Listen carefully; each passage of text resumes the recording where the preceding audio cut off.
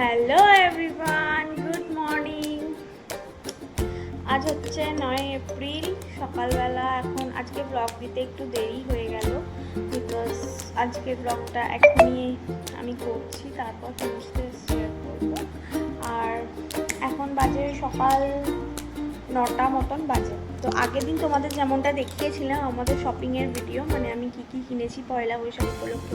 তো শুধু আমরা কিনলেই কি হবে, আমি আগের দিন একটা মিস্টেক করেছি। সেটা হচ্ছে আমরা আমাদের জন্য কিনেছি, আর আমার কাকু সোনার জন্য যেগুলো কিনেছি সেগুলো কিন্তু তোমাদের দেখানো হয়নি। আমার কাছে কিন্তু কেনাই ছিল, বাট দেখানোটা হয়নি। তো চলো আজকে সেটা দেখাবো, দেখতে থাকো।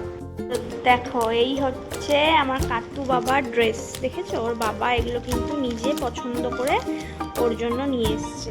ধুতি আর গলায় যেটা দেয় আর কি, মামা বলি না কি বলে সেটাই। তো দেখো কি কিউট দেখতে, তাই না কালারগুলো?